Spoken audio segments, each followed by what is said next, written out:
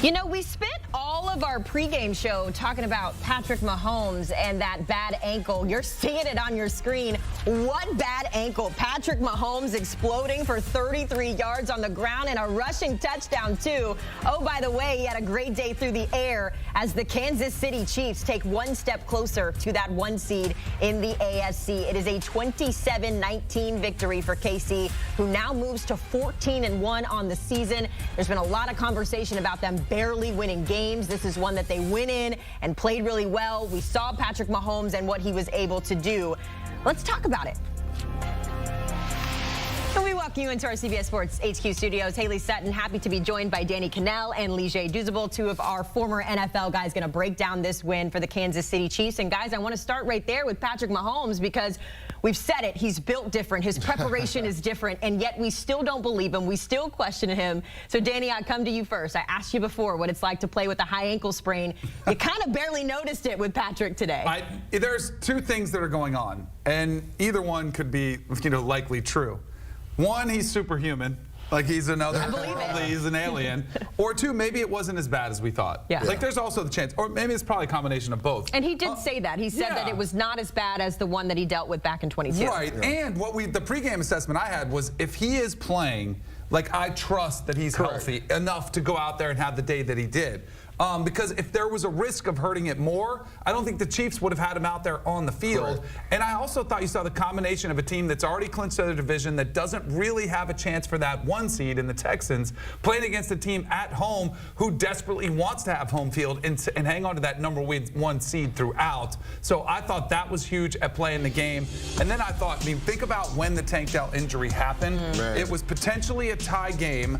But before the extra point, because he got hurt on the touchdown, that was an emotional, devastating blow. C.J. Stroud is sobbing in tears.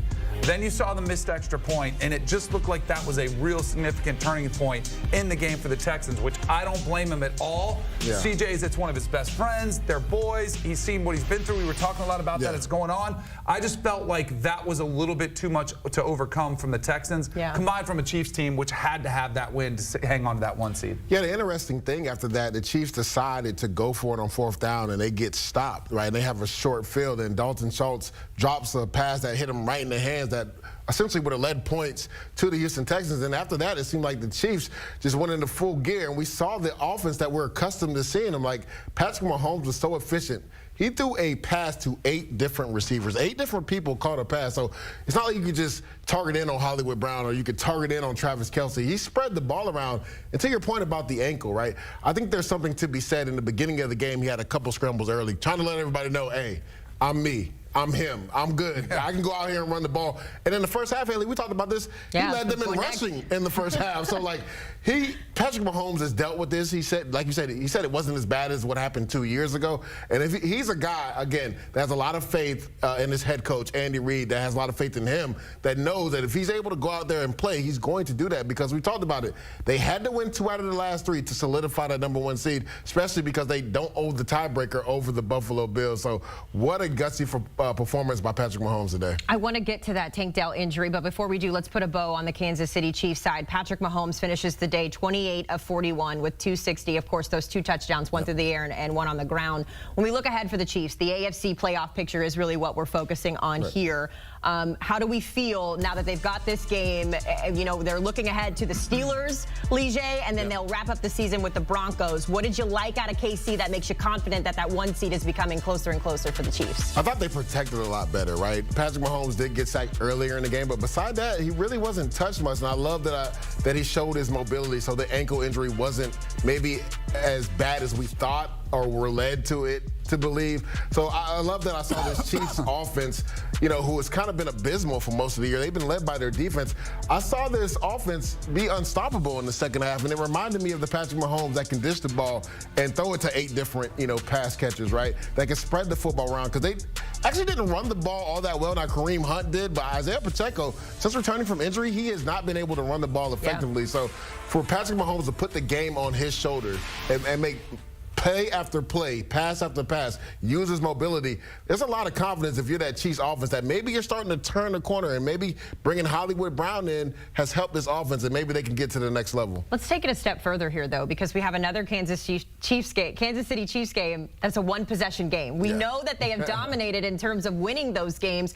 But, Danny, when you look further down the road here and they're starting to get into the postseason where maybe those mistakes are ones that you can't afford, I know it feels silly to ask you, but do those mistakes in these close games, do they make you nervous with Kansas City as we move ahead into the playoffs? Patrick Mahomes playing? That's why I said it feels silly to ask you, but I gotta ask Andy Reid on the sideline? Is Travis Kelce playing? Correct. Is Taylor Swift in the stands? Like, whatever you want to go with. They're a team that you have to trust no matter what it looks like. They are a championship pedigree. We are in the middle of a dynasty. Watching this Chiefs do what the Patriots did, doing what the, whatever other dynasties you want to go look at in the history of the sport, teams that have been dominant, they fit every criteria, and they figured out different ways to win in each little championship season. Yes, this might be the ugliest one they've had, but it's also maybe the best win-loss record that they finished with at the end of the year.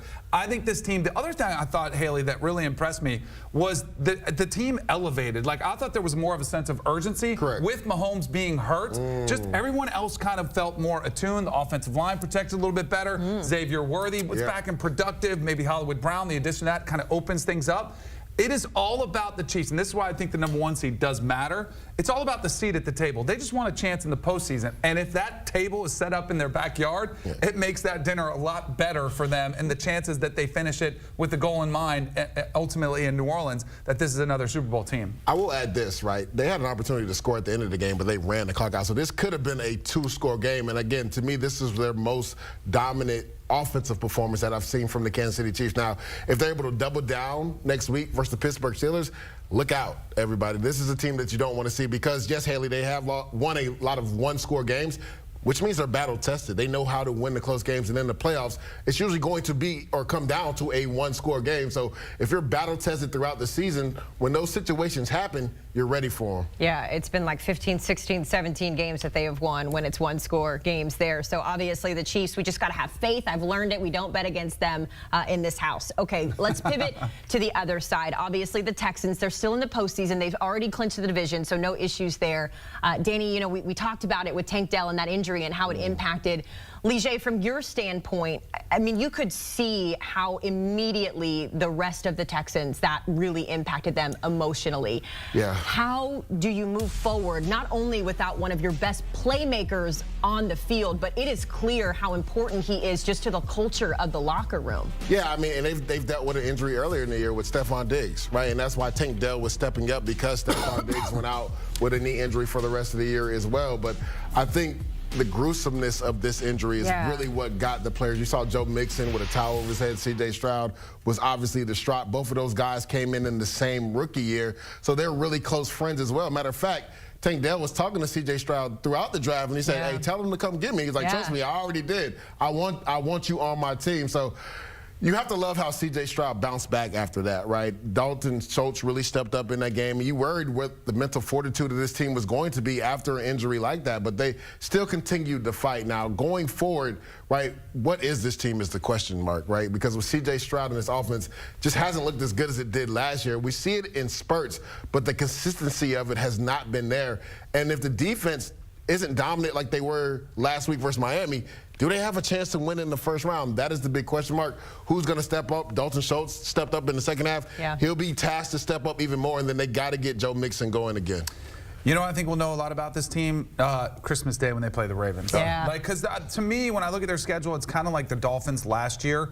When they played against the better teams, they haven't showed up. You look at some of the losses, to the Packers on the road, to the Vikings on the road, to the Lions. Like, they've lost all the playoff most teams. of the. Yeah, exactly. It feels kind of similar to that. I think also I was hoping for a little bit better performance from C.J. Stroud. He's been bit by the interception bug this year. Now he's in double digits. Like, it's starting to creep up there where it's becoming a little bit more problematic. He's going to have to try to take more chances without one of his weapons down the field. So I still think this franchise is headed in the right direction, but I still don't consider them a serious contender to win the AFC just yet.